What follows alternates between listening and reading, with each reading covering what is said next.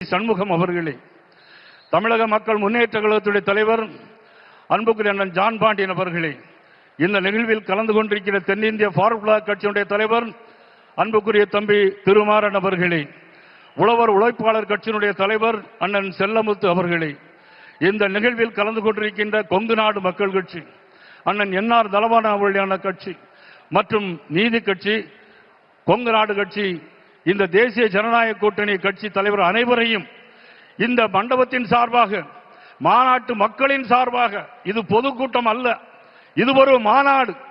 இது பொதுக்கூட்டம் அல்ல, இது ஒரு மாநாடு.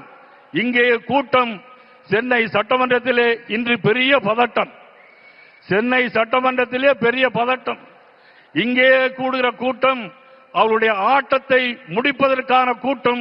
இன்றைக்கு மதுராந்தகத்திலே கூடியிருக்கிறோம் என்பதை சொல்லிக்கொண்டு, இந்த நேரத்தில் மனம் வீசுகின்ற மலர்கள் பல இருக்கும்.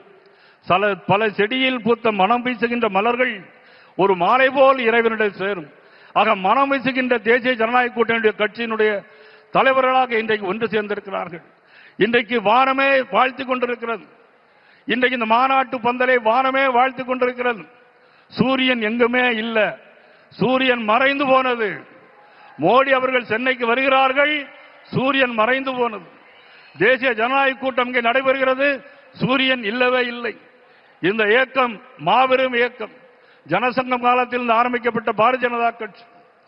இருந்தாலும் மறைந்தாலும் பெயர் சொல்ல வேண்டும், இவர் போல யார் என்று ஊர் சொல்ல வேண்டும் என்று வாழ்ந்து மறைந்த ஒப்பற்ற தலைவர் புரட்சி தலைவர் எம்ஜிஆர் உருவாக்கிய இயக்கம் அண்ணா திமுக. கூட்டாளிகளின் பாட்டாளிகளில் ஒருவராக இன்று நம்மோடு. பகை இருந்தாலும் நாங்கள் பகையல்ல பங்காளிகள் என்று சொல்லுகின்ற அண்ணன் டிடிவி தினகரன் உள்ளிட்ட அனைவரையும் வருக வருக வருக என வரவேற்று அனைவரும் ஒன்றுபடுவோம், கூடுவோம், வெல்வோம்.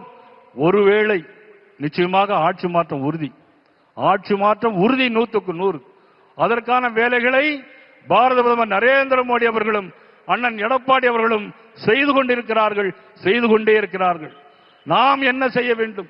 இன்றிலிருந்து இந்த சமயத்திலிருந்து அனைவரும் ஒன்றுபட்டு உழைத்து நாம் வெற்றி காண வேண்டும், தேசிய ஜனநாயக ஆட்சி மலர வேண்டும் என்பதை நேரத்தில் தெரிவித்துக் கொண்டு, திருப்பரங்குன்றத்தில் தீபம் ஏற்ற முடியவில்லை, சனாதன தர்மத்தை அழிப்போம் என்று சொல்கிறார்கள். இவர்களுக்கெல்லாம் முடிவு கட்டுகின்ற நாளாக, மதிப்புக்குரிய ஸ்டாலின் அவர்களுடைய ஆட்சிக்கு முடிவு கட்டுகின்ற நாளாக, உதயநிதி ஸ்டாலின் அவர்களை முதலமைச்சராக்க வேண்டும் என்பதான நோக்கம். மக்களுக்கு மீது எந்த அக்கறையும் இல்லை.